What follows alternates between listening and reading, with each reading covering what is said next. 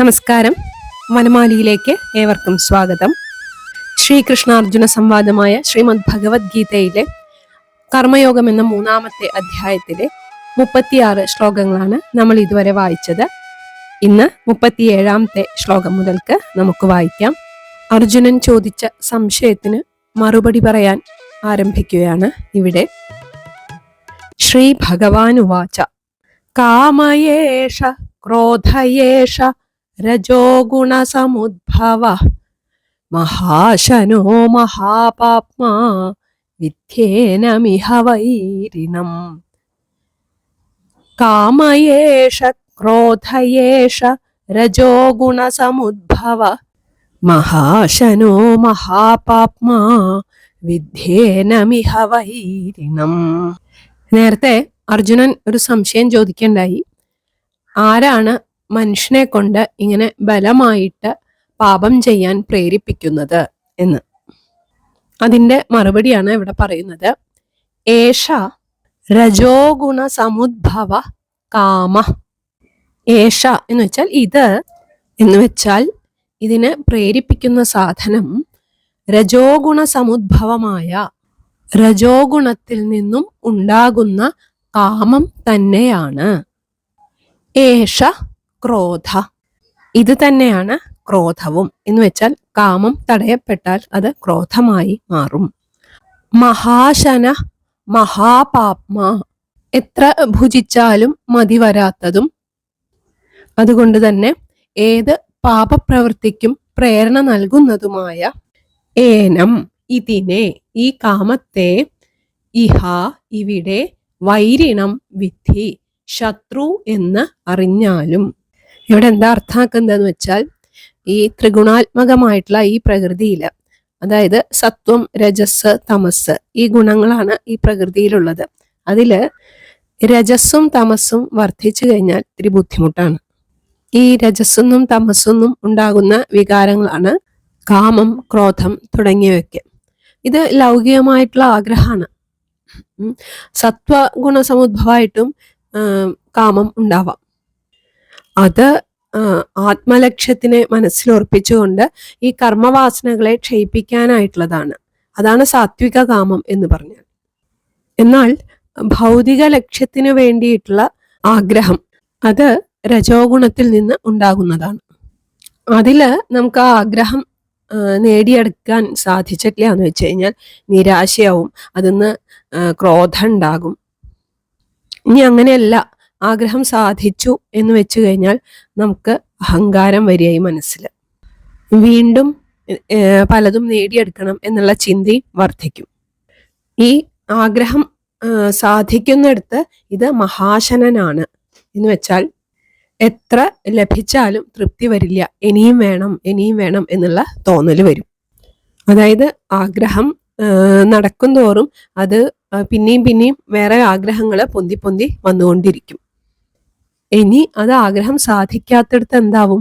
അവിടെ ഏതാണ് നമുക്ക് വിഘ്നായിട്ട് വന്നത് ആഗ്രഹം സാധിക്കാതിരിക്കാൻ? അതിനെ ക്രോധമായിട്ട് എന്ത് പാപം ചെയ്തിട്ടും അതിന് നേടിയെടുക്കാനുള്ള ശ്രമം ആരംഭിക്കും. ഇങ്ങനെ കർമ്മവാസന ക്ഷയിക്കല്ല ചെയ്യുക, അത് വീണ്ടും വീണ്ടും കൂട്ടിവെച്ച് ജ്ഞാനമാർഗത്തിൽ നിന്ന് അകന്നകന്ന് പോവുകയാണ് ചെയ്യുക. അതുകൊണ്ട് ഈ കാമം എന്ന് പറയുന്നത്, അതായത് ആഗ്രഹമാണ് ഈ ജ്ഞാനമാർഗത്തിലെ ഏറ്റവും വലിയ ശത്രു എന്നാണ് ഇവിടെ ഭഗവാൻ പറയുന്നത്. അപ്പോൾ നമ്മുടെ മനസ്സിൽ നിന്ന് ഈ രജോ ഗുണത്തിനെ ക്ഷയിപ്പിക്കാതെ നമുക്ക് ചിത്തശുദ്ധി സാധ്യമാവില്ല എന്ന് മനസ്സിലാവും. ഇനി അടുത്ത ശ്ലോകത്തിൽ പറയാണ്, ധൂമേനാവ്രിയതേ വഹ്നി യഥാദർശോ മലേന ച യഥോൽബേനാവൃതോ ഗർഭ തഥാ തേനേദമാവൃതം. ധൂമേനാവ്രിയതേ വഹ്നി യഥാദർശോ മലേന ച യഥോൽബേനാവൃതോ ഗർഭ തഥാ തേനേദമാവൃതം. ഈ കാമം എങ്ങനെയാണ് ജ്ഞാനത്തിനെ തടയുന്നത് എന്നാണ് പറയുന്നത്. ധൂമേന വഹ്നി, ധൂമം കൊണ്ട്, പുക കൊണ്ട് അഗ്നിയും, മലേന ആദർശ, ചളി കൊണ്ട് കണ്ണാടിയും. യഥാ ആവ്രിയതേ, എപ്രകാരമാണോ മറഞ്ഞിരിക്കുന്നത്.